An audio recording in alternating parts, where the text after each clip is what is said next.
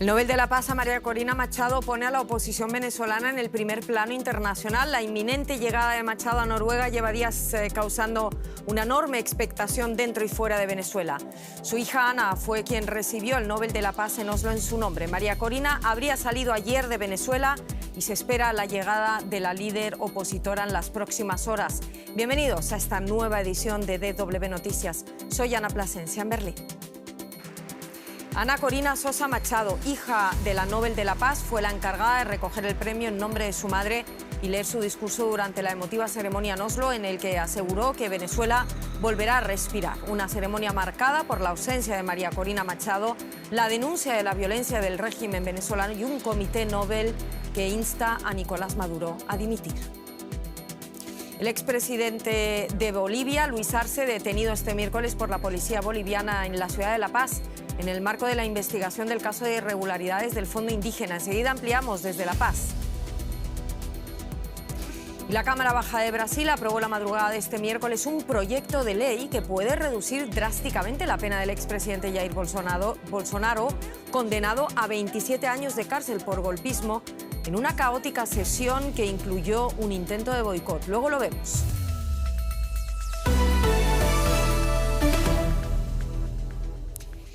María Corina Machado, considerada el mayor referente de la oposición venezolana y la voz más incómoda para Nicolás Maduro, fue distinguida este miércoles con el Premio Nobel de la Paz. Era la figura central de la ceremonia en Oslo, pero también la gran ausente. No consiguió llegar a tiempo a la capital noruega para recibir el galardón. Pero su llegada a Oslo es inminente. Fue su hija Ana Corina Sosa quien recibió el premio de manos del Comité Nobel. A la emotiva ceremonia asistieron la madre de María Corina, los hijos y demás familiares, el candidato presidencial Edmundo González Urrutia, considerado ganador de las pasadas presidenciales de julio de 2024 por múltiples países, y también estuvieron presentes en Oslo los presidentes de 4 países latinoamericanos y, cómo no, venezolanos de todo el mundo que no se quisieron perder este gran momento.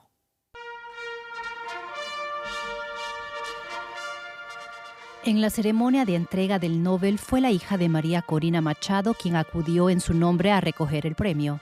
Terminaban así semanas de especulación sobre si la galardonada lograría acudir a Oslo a tiempo. El presidente del Comité Noruego del Nobel invitó al escenario a Ana Corina Sosa Machado, presentando a su madre como un ejemplo extraordinario de coraje, de trabajo por los derechos democráticos y para una transición pacífica a la democracia en Venezuela. La oposición es ampliamente considerada como la ganadora de las últimas elecciones, pero Machado ha sido forzada por el régimen a vivir en la clandestinidad. El comité envió un mensaje directo a Nicolás Maduro.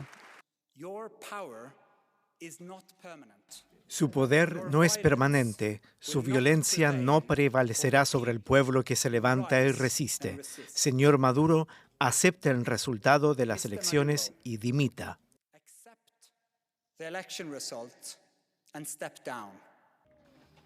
María Corina Machado fue inhabilitada para las elecciones presidenciales en 2024, pese a haber ganado las primeras de la oposición. El candidato que ocupó su lugar reclamó la victoria electoral, algo que reconocen muchos países. Sin embargo, Nicolás Maduro fue declarado ganador. Machado se ha aliado con el presidente Donald Trump para oponerse a Maduro y ha expresado su apoyo a los ataques estadounidenses contra presuntas narcolanchas frente a las costas de Venezuela, operaciones cuya legalidad están en cuestión. En un emotivo discurso leído por su hija, María Corina Machado acusó al gobierno de Maduro de aterrorizar a los venezolanos. Se trata de crímenes contra la humanidad, documentados por las Naciones Unidas. Terrorismo de Estado desplegado para enterrar la voluntad del pueblo. Algunos de los más de 220 niños detenidos tras las elecciones fueron electrocutados, golpeados y asfixiados. Machado dedicó su premio al pueblo venezolano, señalando que le daba un nuevo impulso para terminar la lucha. Gracias. Y prometió que Venezuela sería libre. La hija de María Corina Machado hablando en ese discurso en nombre de la madre. ¿Qué ambiente se respira en Oslo? ¿Qué más destacamos de esa ceremonia? Lo comentamos con nuestro enviado especial, Johan Ramírez, a Oslo.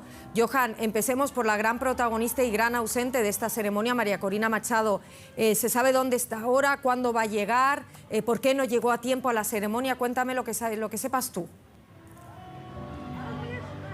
Ana, esa es la pregunta que todo el mundo se está haciendo. ¿Dónde está María Corina Machado? En realidad no sabemos dónde está, pero lo que sí sabemos, confirmado por el Comité del Premio Nobel de la Paz y por el propio equipo también de María Corina Machado, es que llegará a Oslo en las próximas horas. ¿Va a suceder eso esta noche? ¿Va a suceder mañana? No lo sabemos, pero hay gran expectativa. Toda la gente que ves detrás de mí, Ana, está esperando por ese momento, el momento que ella llegue, porque el hotel que ves detrás de mí se llama el Gran Hotel, que es el lugar donde tradicionalmente se hospedan los ganadores del Nobel de la Paz. Entonces la gente está aquí aguardando por ella y toda esta gente forma parte de la llamada Marcha de las Antorchas, que ya llegó a este lugar. Y escucho unos aplausos y es que ha salido la hija de María Corina Machado y se asoma por el balcón. Hay gran expectativa y mucha emoción, pero pocas certezas, lamentablemente. La única que tenemos es, como te decía, confirmada también por la familia de la Premio Nobel de la Paz 2025, llegará a Oslo en las próximas horas. Estamos viendo efectivamente, Johan, a la hija Ana asomada al balcón. La familia de María Corina Machado está esperando por poder estrecharla entre sus brazos. Ya me mencionabas la Marcha de las Antorchas. Quiero que me destaques también lo que tú me quieras destacar de esa ceremonia. Hubo potentes discursos, tanto de la hija como del presidente del Comité Noruego del Nobel, un discurso tremendamente político. Así es, Ana, fue una ceremonia muy especial, diría yo, cargada de emociones, pero como tú decías, resaltaría yo, porque me sorprendió personalmente el carácter político de ese discurso del presidente del Comité del Premio Nobel de la Paz, porque fue una tras otra declaraciones políticas, una tras otra condenación contra el régimen de Nicolás Maduro, exigiendo una transición política en el país. Y la frase sin duda más fuerte fue esa que escuchamos antes, cuando pide a Maduro que reconozca los resultados de las elecciones del año pasado y que deje el poder. Por esa parte, pues había sorpresa por el carácter tan político de ese discurso, y por otro lado, cuando la hija de María Corina Machado leyó el discurso escrito por su madre, pues toda esos 30, 40 minutos que duró esa parte de la ceremonia fue cargada de emoción, reforzó el compromiso de no solamente María Corina Machado, sino de millones de venezolanos de seguir luchando por una transición política en el país, porque esa transición sea pacífica, y reforzó esa promesa de que millones de migrantes que ahora están en el extranjero podrán regresar a su país, abrazar a sus seres queridos y construir juntos un futuro distinto en Venezuela, en democracia. Es lo que resumo de ese discurso escrito por María Corina Machado en este día. Un importante mensaje. Johan, es una jornada marcada, y ya lo dices tú, por la presencia de muchísimos venezolanos de la diáspora y también por esa inédita Marcha de las Antorchas, que es tradicional, pero que ahora es inédita, y me vas a contar por qué. Sí, es una marcha que tiene lugar desde 1954. Cada año se celebra luego de la ceremonia de entrega del Premio Nobel. Cientos de personas, a veces miles de personas, recorren el centro de Oslo con antorchas encendidas hasta llegar a este hotel para saludar al ganador del Premio Nobel. Es inédita la de este año. Bueno, inédita no, porque ya no es la primera vez que el ganador del Premio Nobel no está en la ceremonia, pero lo que sí hace particular la de este año es que históricamente ha sido siempre el Consejo Noruego de la Paz quien organiza esta ceremonia, y este año ha rechazado hacerlo por diferencias con la elección de María Corina Machado. Lo hizo ya antes una sola vez, en 2012, cuando la Unión Europea recibió también el premio. Entonces, en esta edición, la Marcha de las Antorchas ha sido organizada por una ONG venezolana. Debo decir que honestamente eso no le ha restado un ápice de emoción, de alegría a este evento, en el que cientos de personas han recorrido el centro de la ciudad con esas antorchas que simbolizan la esperanza que se ilumina en este día en el que Oslo se convierte en la capital mundial de la paz. Johan Ramírez, muchísimas gracias. Oslo espera la llegada del Premio Nobel de la Paz. Nos lo cuenta Johan Ramírez, que seguirá ahí para contarlo. Muchísimas gracias, Johan. Un abrazo. María Corina Machado habría salido de Venezuela ayer martes con apoyo de Estados Unidos. La opositora se marchó en una lancha que partió de la costa occidental venezolana hacia la isla caribeña de Curazao. Según revelaban en la tarde de este miércoles funcionarios estadounidenses al Wall Street Journal. Machado, como sabemos, no logró llegar a tiempo a recoger el galardón, pero en Oslo la esperan y siguen esperando los entre 1.000 y 2.000 venezolanos de todo el mundo, según estimaciones, que no se han querido perder este momento histórico. Muchos, dentro y fuera de Venezuela, temen, eso sí, un futuro incierto, especialmente en momentos en los que las tensiones entre Washington y Caracas no dejan de aumentar. Kimberly y Jolker viven en Estados Unidos desde 2023. Aquí en el sur de la Florida, donde se concentra la mayoría de migrantes venezolanos, siguen de cerca las amenazas de Donald Trump contra Nicolás Maduro, además de la creciente movilización militar en la región. Y aunque ambos coinciden en la necesidad de un cambio de régimen, les preocupa las implicaciones. Es una lucha interna. Tú a veces dices sí, no, un día te levantas y dices sí, que bombardeen, al otro día dices, ay, sí, una bomba cae encima del edificio de mi papá, de un hospital, de niños. Su esposa teme por el impacto en la sociedad civil, pero también cree que una intervención internacional es la única vía para remover del poder al líder autoritario Nicolás Maduro. En Venezuela ya no hay maneras políticas de poder sacar a ese régimen.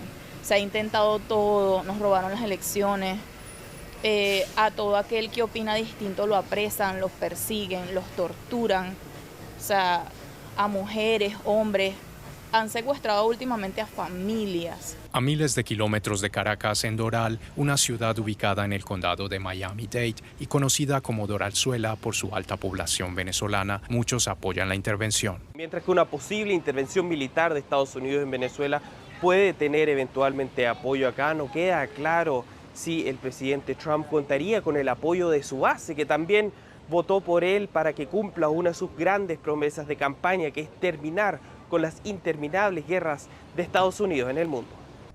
Omar González, político opositor venezolano exiliado en Estados Unidos, afirma que se trata de una cuestión de seguridad nacional para la Casa Blanca y que hay mucho en juego, tanto para Caracas como para Washington, D.C. El presidente Trump se está jugando su prestigio de jefe de la primera potencia del mundo y no creo que esa movilización inmensa de aviones, submarinos nucleares, portaaviones, el más grande del planeta, haya sido un bluff o para solamente mostrar el poderío. Tras las reñidas elecciones presidenciales de julio de 2024, Omar González y otras figuras de la oposición se refugiaron en la embajada de Argentina para evitar ser arrestados en una cacería contra líderes opositores. Tras más de un año en la embajada, fueron rescatados y trasladados a Estados Unidos. Ahora González forma parte del partido político Vente Miami y junto con su colega José Graterol continúa su labor desde el exilio. Aunque menos ruidosos que quienes piden una intervención, hay venezolanos que temen silenciosos lo que otra acción militar estadounidense podría significar para su país y para una región marcada por intervenciones pasadas. Sin embargo, todos comparten una cosa: la esperanza de un rápido retorno a la democracia en su país. El expresidente de Bolivia, Luis Arce, fue arrestado este miércoles y habría sido trasladado a una prisión a las afueras de La Paz, según la exministra de Presidencia del propio Arce. Las primeras informaciones de medios locales bolivianos, Arce fue arrestado dentro del llamado caso Fondo Indígena. La detención se produjo en el marco de una causa abierta por presunta malversación de fondos. Las pesquisas policiales estarían centradas, según medios locales, en el tiempo durante el que Arce sirvió como ministro de Economía en el gabinete de Evo Morales.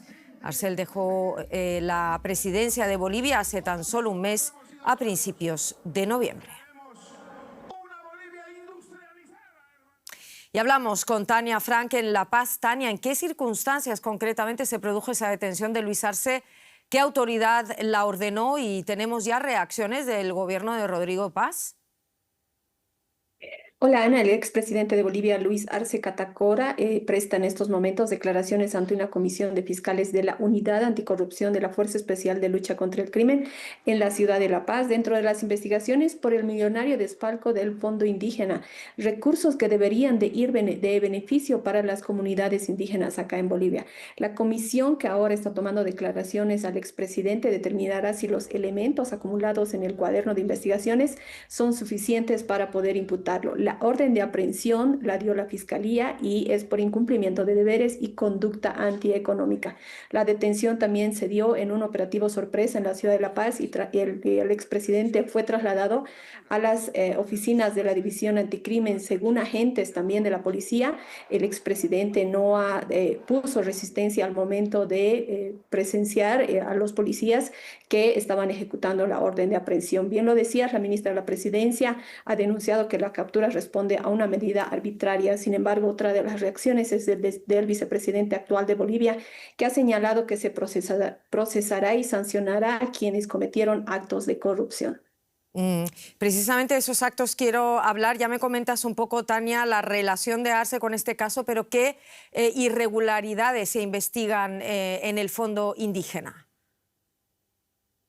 Bueno, el proceso denominado Fondo Indígena inició en febrero de 2015 y hace 10 años, tras un informe de la Contraloría Boliviana. La denuncia señala que 153 proyectos del Fondo Indígena no se concluyeron pese al financiamiento recibido. El caso implicó a varios dirigentes del movimiento al socialismo acusados de recibir depósitos y no ejecutar las obras, ¿no? La causa que hoy alcanza el expresidente Arce deriva sobre todo por su rol dentro del directorio y de su participación en decisiones administrativas. De acuerdo a las investigaciones, cuando Arce era ministro de Economía, presuntamente autorizó desembolsos estatales a cuentas particulares, entre ellas, por ejemplo, la exdiputada Lidia Patti, que actualmente está detenida en el penal de Obrajes. La investigación identificaron un patrón de desembolsos sin respaldos técnicos ni financieros. El caso Fondo Indígena, de este desfalco millonario de recursos públicos destinados al desarrollo de comunidades indígenas campesinas, se registró durante la gestión de Evo Morales, 2006-2019, y ahora es considerado como uno de los episodios de corrupción más graves aquí en territorio boliviano. El expresidente de Bolivia, Luis Arce, detenido este miércoles y prestando declaración, nos lo cuenta Tania Frank en La Paz. Un saludo, Tania, gracias. Gracias. Y la Cámara de Diputados de Brasil aprobó un proyecto de ley que busca reducir drásticamente las penas del expresidente ultraderechista Jair Bolsonaro y de otros participantes en los actos golpistas ocurridos tras las elecciones de 2022. El proyecto impide que se acumulen las penas de dos de los crímenes por los que fue condenado el exmandatario, el de intento de abolición violenta del Estado Democrático de Derecho y el de golpe de Estado. Se aplicaría solo la pena más grave. Además, propone reducir esa pena por golpismo cuando los delitos son practicados como parte de una multitud, como fue el caso, como ocurrió con ese asalto por cientos de partidarios bolsonaristas a varias instituciones políticas y judiciales del país en enero de 2023. El proyecto de ley fue aprobado en un tenso debate por 291 votos a favor, 148 en contra y una abstención. Ahora deberá ser discutido también en el Senado. El bolsonarismo parece haber abandonado la exigencia de una amnistía total y apuesta por una ley de dosimetría, así se llama. Vamos a hablar de esta posible ley con Marcelo Silva de Sousa en Brasilia. Marcelo, ¿en qué consiste exactamente esta maniobra desde el punto de vista jurídico, sobre todo? ¿Y cómo es posible que una pena de casi 30 años de cárcel para Bolsonaro pueda reducirse a poco más de 2 años de cárcel? ¿Qué tal, Ana? Así es, un cambio de estrategia significativo del bolsonarismo que al menos públicamente venía insistiendo en una amnistía amplia, general e irrestricta, una iniciativa que nunca logró consenso en el Congreso y que eventualmente enfrentaría trabas del Supremo Tribunal Federal. Este proyecto, votado a las apuradas esta madrugada, se apoya en dos pilares fundamentales y está hecho a medida del expresidente Jair Bolsonaro. Por un lado, lo decías, impide que se sumen penas por delitos como golpe de Estado y abolición del Estado Democrático de Derecho, prevaleciendo apenas la pena por el delito de mayor gravedad. De esta forma, el expresidente Jair Bolsonaro, que fue condenado a más de 27 años de cárcel, se ahorraría más de 6 años de condena. Y por otro lado, da más beneficios a los condenados. Hoy la ley brasileña exige al menos el 25% del cumplimiento de la pena en régimen cerrado. Esta exigencia bajaría para un sexto de la pena. Así es como tenemos al expresidente Bolsonaro condenado a casi 30 años de cárcel, que hasta ahora podía pensar nada más que en 2033 como el año para tener el beneficio de un régimen semiabierto, y que ahora, si este proyecto avanza también en el Senado, puede pensar en un régimen semiabierto de aquí a 2 años y 4 meses.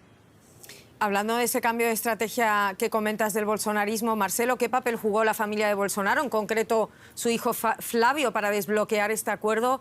¿Y qué dilema le plantea todo esto al presidente Lula?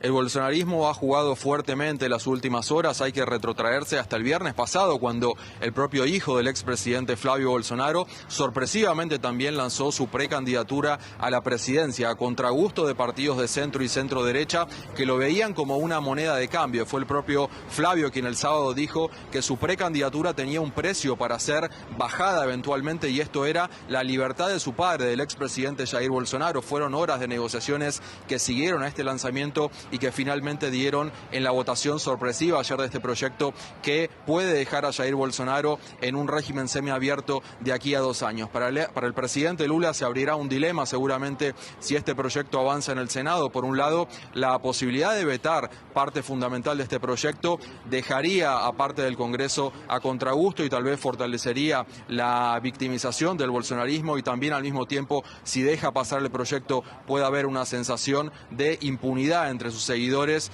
que ven que buena parte de estos condenados tramaron un golpe de Estado para impedir la asunción del presidente Lula en 2023. Muchísimas gracias, Marcelo Silva de Sousa. Como siempre, un placer. Un saludo hacia Brasilia. Y de Brasil nos vamos a Argentina, la economía. Paco, bienvenido. Así es, Ana, y nos vamos de aniversario porque las políticas de shock de Javier Milei cumplen 2 años en Argentina, desde que el libertario llegó al poder. El mandatario logró ordenar las cuentas públicas y desacelerar la inflación, lo que le valió una cómoda victoria en las elecciones legislativas de este año. Pero Milei todavía afronta problemas a la hora de acumular reservas, y el ajuste económico que implementó dejó heridos en el tejido productivo. Desde un déficit primario del 2,9% del PIB en 2023, Argentina logró el año siguiente un superávit del 1,8% y ha acumulado en los primeros 10 meses de 2025 un saldo primario positivo del 1,4% del PIB. Estos resultados se lograron a partir de drásticos recortes en el gasto que afectaron particularmente a la inversión en obra pública, los subsidios a la energía y el transporte, las pensiones y los salarios de empleados públicos. Nos vamos a Buenos Aires con Alejandro Rebosio. Saludos, Alejandro. ¿Cuál es el balance de estos 2 años desde el punto de vista económico? ¿Está Argentina mejor o peor que cuando llegó Milei? En varios aspectos, la economía argentina está mejor que hace 2 años, en alguno que otro está peor. Vamos por los que están mejor. La inflación, claramente, en el gobierno peronista anterior, la inflación era del 160% anual en el último mes de gobierno, y actualmente es del 31% anual. Esta merma de la inflación también provocó una merma del indicador de pobreza. Por otro lado, la actividad económica, que venía cayendo en 2023, también cayó en 2024, pero ahora se está recuperando, aunque no de la manera tan vigorosa como esperaba el presidente Milei. Está creciendo sobre todo sectores como la minería, las finanzas, el sector petrolero, pero en cambio caen la industria, el comercio, la construcción, que son las grandes generadoras de empleo, y por eso se han destruido más de 200.000 empleos formales en estos años. Por otro lado, sí ha habido una fuerte reducción del déficit fiscal, pero también eso implicó medidas dolorosas, como decías, en las pensiones, en la obra pública, entre otros sectores. También es cierto que Milei no disponía de una amplia mayoría para imponer sus medidas. Esto cambió en las pasadas legislativas de octubre, donde el partido de Milei obtuvo un buen resultado. ¿Vamos a ver grandes reformas a partir de ahora? Con la victoria en las elecciones legislativas de medio término en octubre pasado, ahora Milei tiene más diputados, más senadores. También hay bloques de la oposición amigable al gobierno de Milei, con los que Milei espera contar ahora en diciembre para aprobar por primera vez un presupuesto, para tener un presupuesto en 2026, donde profundizará el ajuste del gasto público, donde aumentará las tarifas de servicios públicos. También está previsto ahora en diciembre que se debata una flexibilización laboral en uno de los países más sindicalizados de América Latina. Lo que está por verse es en qué se concretará una reforma tributaria, si habrá, cuántos impuestos se podrán rebajar. También está previsto una ley para reformar la protección que hoy rigen para los glaciares, de modo tal de que se concreten proyectos mineros que hoy en día están en zonas de glaciares protegidos como recurso hídrico. También se prevé próximamente una reforma educativa que liberalizará el sector. En definitiva, varias reformas liberalizadoras, por ejemplo, la privatización de empresas, la concesión de infraestructura para que sea construida por el sector privado, todas reformas orientadas a la liberalización económica de Argentina. Gracias, Alejandro Rebosio, desde Buenos Aires. Gracias a ustedes. El presidente de Estados Unidos, Donald Trump, anunció que su país interceptó y confiscó un buque petrolero frente a las costas de Venezuela. Una acción que eleva aún más la tensión entre Washington y Caracas. Por ahora se desconoce la procedencia y propiedad del navío. La operación estuvo a cargo de la Guardia Costera y ocurre en medio del despliegue militar en el Caribe ordenado por la Casa Blanca. La administración Trump ha incrementado la presión sobre el gobierno de Nicolás Maduro, a quien acusa de liderar una red internacional de narcotráfico, destruyendo más de una veintena de embarcaciones supuestamente cargadas con droga. Caracas, por su parte, afirma que Estados Unidos busca hacerse con el control del crudo venezolano, el principal recurso del país. Dejamos la economía.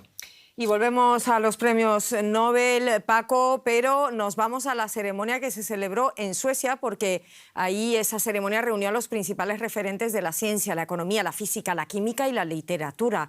12 hombres y una mujer recibieron sus galardones este miércoles en un acto en el que destacó la ciencia y la literatura como antídoto frente a estos tiempos oscuros de división y conflicto.